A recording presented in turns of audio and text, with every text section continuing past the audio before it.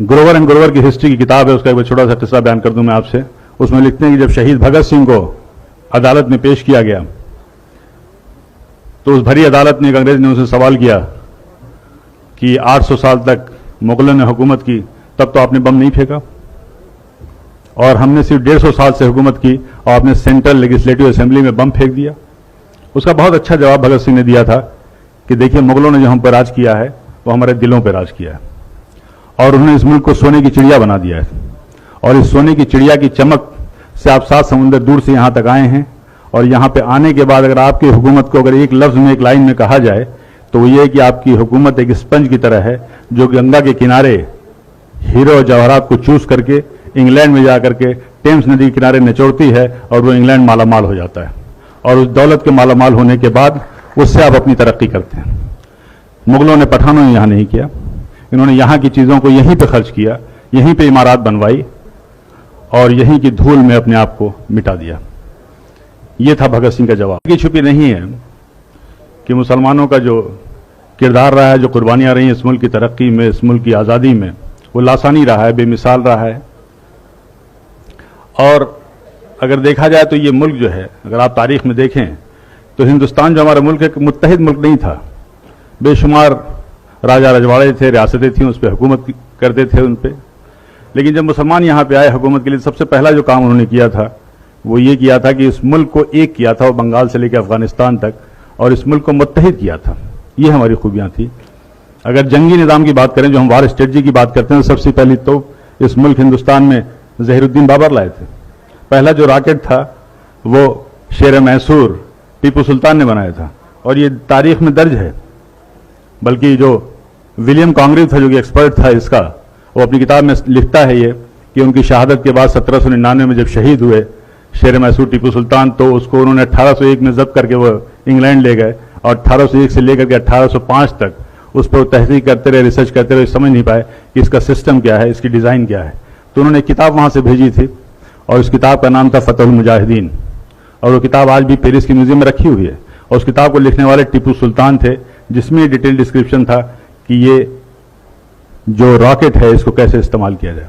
तो ये वो पहली मिसाइल थी, आप गूगल में सर्च कीजिए, वो जो पहली मिसाइल थी मैसूरियन मिसाइल टीपू सुल्तान ने बनाया था। और आज जो आप मिसाइल देख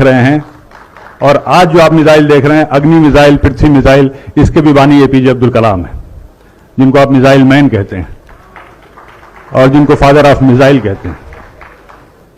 और अगर आप कस्टोडियन जो आप कहते हैं, जो रेवेन्यू का सिस्टम है, ये सब शेर शाह सूरी का दिया हुआ है, and he was one of the best administrator. Police का निज़ाम किया था, डाक का निज़ाम किया था, और सबसे पहली सड़क इस मुल्क में बनी थी शेर शाह सूरी ने बनवाई थी। करेंसी सिस्टम में बदलाव लाए थे। रुपए जो जिसको कहते हैं आप यूज, शेर शाह सूरी का वो था। ग्रैंड ट्रंक जो रोड थी कलकत्ता से लेकर के पेशावर तक, ग्रैंड ट्रंक रोड उसी की यादगार है।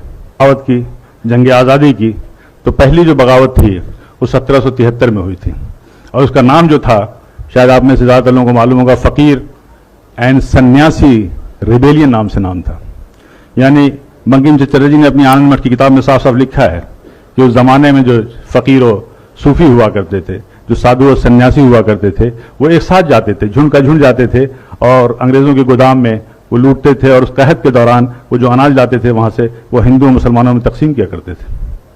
और ये सिलसिला तकरीबन 50 साल तक चला। इसका पूरा तारीख में डिस्क्रिप्शन है। पहली जो जंग आज़ादी थी वो 1857 की थी। और जिस फतवा वर्ड हम कहते हैं, जंग आज़ादी के सबसे पहला फतवा फजल हक खैराबादी ने दिया था। अल्लामा फजल हक खैराबादी ने यह फतवा दिया था जंग आज़ादी में अंग्रेज़ों के खिलाफ मुहिम का, और उस फतवे का यह असर था कि दिल्ली जैसी राजधानी को हमने फतह किया था। लेकिन उसके बाद से ये तारीख में लिखा हुआ है कि लेफ्टिनेंट जनरल हडसन लिखते हैं कि जब हमने दोबारा बड़ी मेहनत और मशक्क़त से दिल्ली को फतह किया, तो उस वक्त इंग्लैंड से एक खत आया था, एक टेलीग्राम आया था, उसमें साफ साफ लिखा हुआ था कि देखो ये जंग आज़ादी जो है 1857 की, ये जंग आज़ादी दरअसल उलमाए कराम की जंग आज़ादी है। और उन उलमाए कराम के लिए बड़े फ़ख्र से वो लिखता है कि हमने न जाने सैकड़ों उलमाए कराम को बगैर किसी मुकदमा चलाए हुए फांसी दे दिया।